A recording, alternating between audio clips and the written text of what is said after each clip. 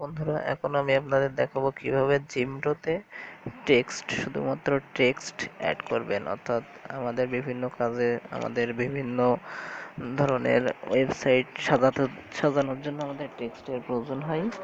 এখন সেই টেক্সট আমরা কিভাবে সাজাবো সেটা দেখেন। আমরা যে পেজে আপনি সাজাতে চাইবেন সেই পেজে আপনাকে ঢুকতে হবে। আমরা আপাতত আছি হোম পেজে গিয়ে এখন দেখেন অন্যান্য টেক্সট উইথ ফটো সবটা সিস্টেম একই। এখানে আমরা প্রথমে প্লাসে যাব, প্লাসে গিয়ে টেক্সট লিখব। দেখেন টেক্সট, এবার এখানে টেক্সট আপনি লিখতে পারেন কিংবা আপনার যদি সেভ করা থেকে আপনি নিয়ে আসতে পারেন। দেখেন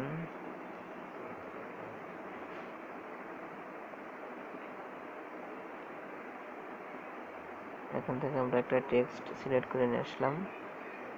এখানে পেস্ট করব, পেস্ট করলে পেস্ট হলো। দেখেন এই লেখাটা আমরা শুধু সেভ করে দিলে ঠিক এভাবে শো করবে। এখন এই লেখাটা আমরা স্টাইলও করতে পারি। দেখেন এখানে একটা স্টাইল করতে পারি, একরকম স্টাইল করতে পারি, এমনি লাইনগুলো সব একই।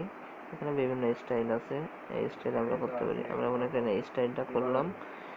সবগুলো আবার আমরা এগুলো বোল্ডও করতে পারি, ইটালিক করতে পারি। দেখেন তার জন্য আগে আপনাকে অল সিলেক্ট করে নিতে হবে। অল সিলেক্ট হওয়ার পরে বিতে চাপ দিলে বোল্ড হবে, আইতে চাপ দিলে ইটালিক। যদি বোল্ড দিয়ে শুধু ইটালিক রাখতে চান ইটালিক রাখতে পারেন, অথবা শুধু বোল্ড রাখতে চান ইটালিক না রেখে সেটা রাখতে পারেন। আমরা বোল্ড ইটালিক মনে করেন দুটোই রাখবো, কিংবা শুধু ইটালিক রাখবো। তো সেক্ষেত্রে ইটালিক করে এবার আপনাকে টিক চিহ্নই চাপ দিতে হবে। চাপ দিলে দেখেন সব এখানে ইটালিক দেখাচ্ছে। এবার আমি এখানটায় চাপ দিলে টিকে এটা আমার পেজে সেভ হয়ে যাবে। তারপর সেটা আপনার পেজে দেখেন আমরা এখানে সেটা পেয়ে যাচ্ছে যে Mashrafe Bin Mortaza ever best captain of Bangladesh team, he is the most senior player of Bangladesh team, he is very honest and popular person, he believes his power and ability, he is a real patriot as he has been served in Bangladesh team for more than 15 years in spite of 7 times operation। এভাবে আমরা একটি জিমডোর সাইডে বা কোনো পেজে এভাবে আমরা text add করতে পারি।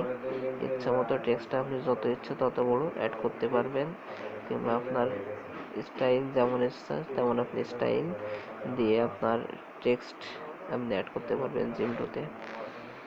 আমাদের সাথে থাকার জন্য সবাইকে ধন্যবাদ।